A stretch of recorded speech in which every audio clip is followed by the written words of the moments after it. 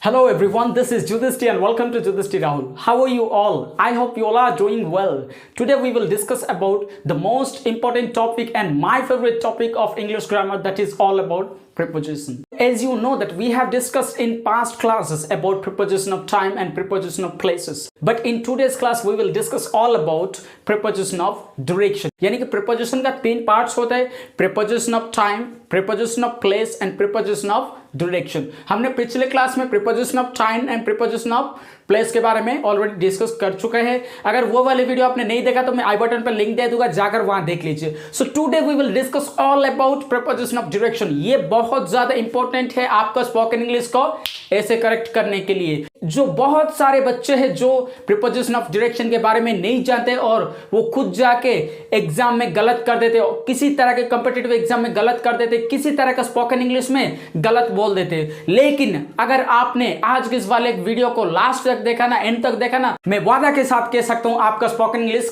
कभी रॉन्ग नहीं होगा. तो चलिए आज की इस वीडियो को शुरू करते हैं. तो first of all we will discuss about the definition of preposition of direction. What is all about preposition of direction? The preposition which shows the direction of something or someone. यानी कि इसका मतलब क्या है? The preposition, वो preposition which shows, जो हमें ये दिखाता है कि the direction of something or someone else. यानी कि कोई भी एक व्यक्ति का, यानी कि कोई भी एक वस्तु का, चीज का जो डायरेक्शन बताता है उसको बोलते हैं हम preposition of direction. क्लियर हो गया? मैं फिर से बता रहा हूं, कोई भी एक व्यक्ति का, कोई भी एक वस्तु का जो हमें एक डायरेक्शन बताता है उसको बोलते हैं हम preposition of direction. Clear? Preposition of direction का डेफिनेशन क्लियर हो गया. चलिए अब देखते हैं कुछ एग्जांपल्स. यहां पर down, up, out of, into, ये सारे है ना प्रीपोजिशन ऑफ डायरेक्शन का कुछ एग्जांपल्स है. चलिए एक एक करके समझते हैं. डाउन का मतलब क्या? डाउन का मतलब नीचे. जब भी कोई भी एक चीज, कोई भी एक वस्तु नीचे जा रहे हैं ना तो उसको बोलते हैं हम डाउनवर्ड, यानी कि डाउन का यूज हम करते हैं. For example, the fruit is falling down. इसका मतलब है वो फल है ना, वो नीचे पड़ रहा है. इसका मतलब है the fruit is falling down. यहां पर डाउन का यूज किया, यानी कि तब आप यूज कर सकते हो डाउन का जब कोई भी एक चीज, कोई भी एक वस्तु नीचे जा रहा है ना, उस वक्त आप डाउन का यूज कर सकते हो. I am going down, I am coming down, I am coming down, I am going down. ऐसे ही the fruit is falling down, the monkey is falling down, the rain is falling down. तो ऐसे ही आप use करना पड़ेगा down को. Clear? Down clear आ गया. चलिए नेक्स्ट हमारा प्रीपोजिशन क्या है? अप. इसका मतलब क्या है?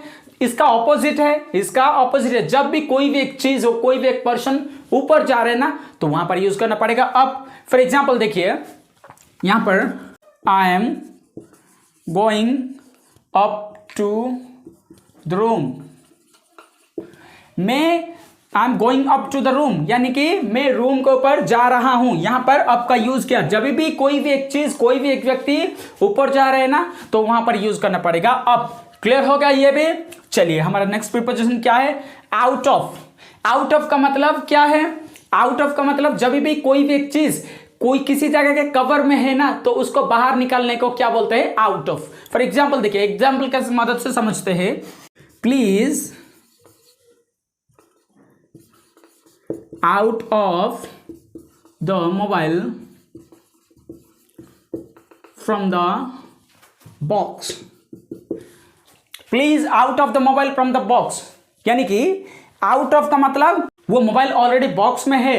हम क्या बोल रहे हैं कि वो बॉक्स से बाहर निकालो, उस मोबाइल को बॉक्स से बाहर निकालो. तो वहां पर यूज करना पड़ेगा out of. Please out of the mobile from the box, please out of the class, please out of the auditorium, please out of the library. ऐसे ही आपको आउट ऑफ यूज करना पड़ेगा.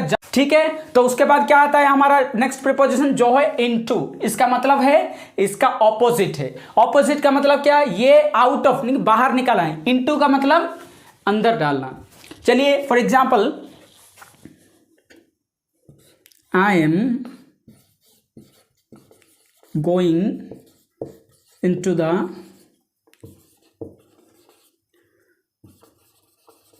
Library. I am going to the library. इसका मतलब है मैं library के अंदर जा रहा हूं, यानी कि अंदर जा रहा हूं. जब भी कोई भी एक चीज, कोई भी एक व्यक्ति किसी का चीज के अंदर जा रहे हैं ना, तो वहां पर आपको यूज करना पड़ेगा इनटू। क्लियर हो गया? ये था कुछ examples of preposition of direction. अब चलते हैं और कुछ examples of preposition of direction. चलिए अब डिस्कस करते हैं हमारा और कुछ एग्जांपल्स जो है प्रीपोजिशन ऑफ डायरेक्शन के अंदर आता है, जैसे कि toward, away, around, across, through. ये सारे वर्ड्स है ना हमारे रेगुलर लाइफ में हम देखते हैं, हम हमारा किताब में देखते हैं, कोई बोलते हुए देखते हैं, लेकिन हमको पता नहीं कैसे ही वो वर्ड को यूज करना है और कहाँ यूज करना है। लेकिन आज आप सीखेंगे कैसे यूज कर सकते हो ये सारे वर्ड्स को अपने आप रेगुलर कन्वर्सेशन में। तो चलिए डिस्कस करते हैं एक एक करके। टुवर्ड, यहाँ पर टुवर्ड का मतलब क्या है? जब भी कोई भी एक चीज, कोई भी एक वस्तु किसी का सामने जा रहा है ना, किसी का सामने जा रहा है ना, तो वहां पर यूज करना पड़ेगा टुवर्ड। यानी कि मैं एक एग्जांपल से बताता हूं आपको।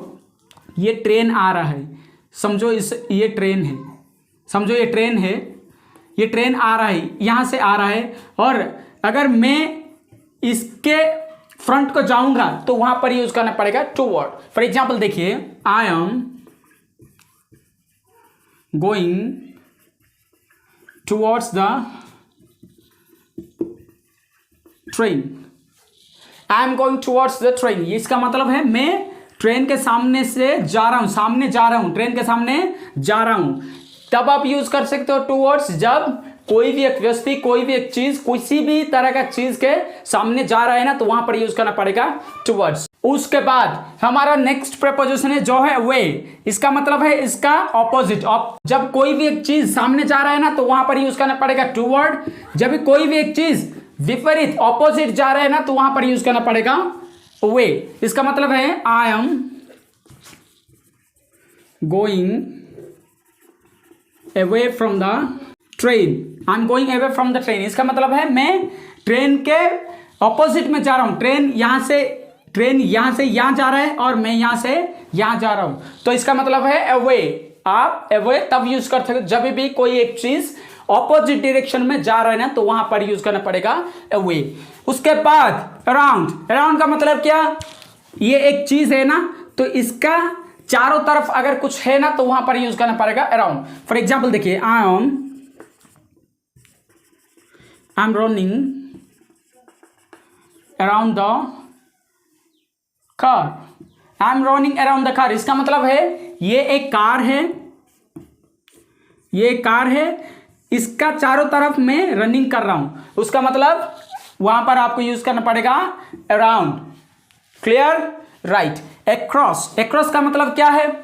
समझिए ये एक रास्ता है, अगर ये रास्ते में सीधे जा रहे हो ना, तो आपको यूज करना पड़ेगा अलोंग। आपको यूज करना पड़ेगा अलोंग। जब आप रास्ते से क्रॉस में जा रहे हो ना, यहां से आप चलना शुरू किया और यहां तक आपको जाना है क्रॉस में, तो वहां पर यूज करना पड़ेगा अक्रॉस। इसका मतलब आई एम